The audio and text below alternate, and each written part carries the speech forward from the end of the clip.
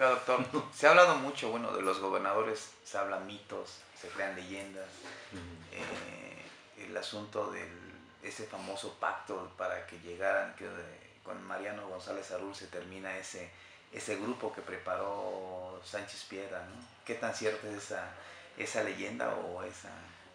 Yo creo que don Emilio finalmente, algo que nos dijo a todos, dice, yo lo recuerdo perfectamente bien cuando me invita a mí, don Emilio, a participar. Yo trabajaba en la iniciativa privada, en una transnacional, digo, transnacional, en una transnacional, yo trabajaba. Entonces, yo recuerdo que cuando me invita a don Emilio, me dice, mira, Alfonso, los tlaxcaltecas tienen mucha confianza en mí. Somos uno de los estados más pobres del país. Estamos expulsando a los tlaxcaltecas hacia Puebla y a Ciudad Nezahualcóyotl. Y yo necesito armar un equipo de jóvenes tlaxcaltecas preparados y que vayan a luchar por su tierra, ¿no?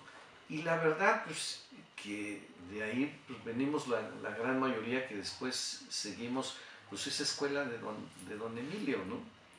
Entonces, no es un mito, yo diría, probablemente como proyecto político no lo tenía tan claro. Lo tenía claro en el sentido de su manera de ser y de pensar, ¿no? De concebir la política y de entonces formar gente para que siguiera con esa idea. ¿Por qué digo que proyecto político no? Porque había un solo proyecto político en el país, el PRI. Y la Constitución del 17 que se plasmaba en los principios fundamentales del PRI, ¿no? En los principios ideológicos. Entonces no tenías que hacer proyectos, ¿no? Era el PRI. Entonces por eso digo que no lo concebía como un proyecto político, pero sí de formación de cuadros políticos progresistas, y bueno, yo lo digo, él honesto, trabajador, comprometido, nacionalista, ¿no? sin lugar a dudas. Y en ese sentido no es un mito, pues nos formó a todos y de alguna manera nos seguimos reuniendo, ¿no? Nos seguimos reuniendo, bueno, pues Samuel Quirós de la Vega, Beatriz Paredes, Mariano González, ¿no? Su servidor, Tulio Hernández. Tulio Hernández, Ortiz, ¿no? Yo les voy a decir, Tulio Hernández trabajó con don Emilio cuando fue presidente de la Cámara de Diputados, porque Tulio Hernández era el encargado de atender a los adversarios políticos de don Emilio, que era Olivares Santana y Jan González, ¿no? Entre otros. Y por eso Tulio se hace tan amigo de Jan González y de Olivares Santana, ¿no? Pero finalmente, bueno, también, y obviamente Tulio traía toda una escuela política de su madre, ¿no? Y una escuela política de su padre, de don Francisco Hernández, ¿no? Pero en ese sentido sí había esa idea de don Emilio, y no es ningún mito. Ahora pues somos personalidades muy distintas. Pero existió en lo posterior, después de que se sigan reuniendo, existe ese pacto del que, bueno, en Tlaxcala se habla cada que hay, se supone que termina ahora con el gobernador actual, ¿no? ¿Sí existe ese pacto en su momento? Sí hay, yo digo, lo que hay, sí hay identidad, ¿no? Sí hay identidad, hay la afinidad en el sentido de que la gran mayoría, por ejemplo, posterior a don Emilio, Tulio, y muchos trabajamos con Tulio, ¿no? O sea, después de Tulio, Beatriz, ya otra vez muchos trabajamos con Beatriz, entonces, y con Toño menos, menos, pero algunos colaboramos o ocupamos cargos de elección popular. Entonces, en ese sentido se conservó. Yo diría que hay, en lo personal yo puedo decir que yo tengo buena relación, espléndida relación con Tulio Hernández, ¿no? Con Samuel Quirós de la Vega, con Beatriz Paredes, y tengo una buena relación con Mariano González, ¿no? O sea que en ese sentido pues se conservan, ¿no?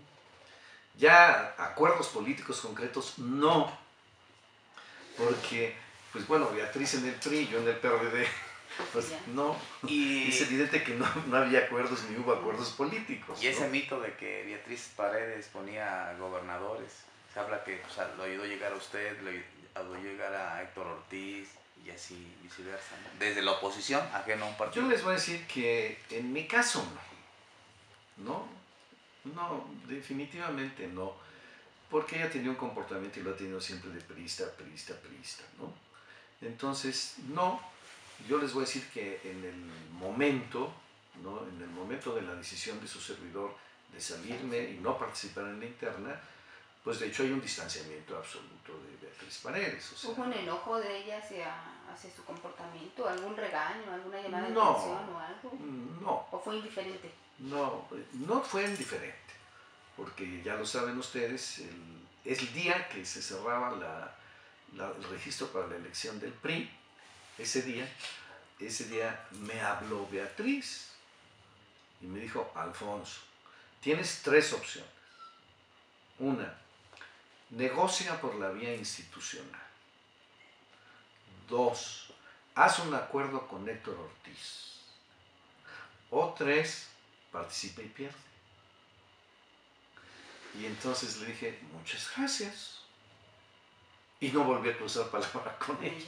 ¿Y el acuerdo con Héctor en qué consistía? El acuerdo que Héctor, era que yo me sumara a Héctor, y que obviamente en el gobierno, bueno, participáramos los 2 grupos, ¿no?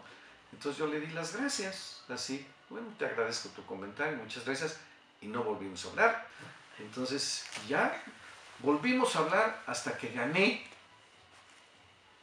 Cuando gané, entonces volvimos a tener una reunión. Y recuerdo que me dijo que ella podía ser intermediaria, interlocutora con Cedillo.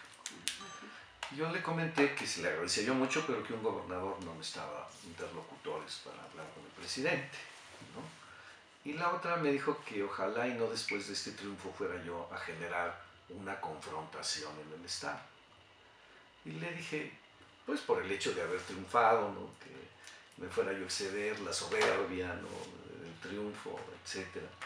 Y dije que no, que lo más mínimo, que no era pues mi forma de comportarme políticamente, y que yo sabía que al gobernar tenía yo que gobernar para todos.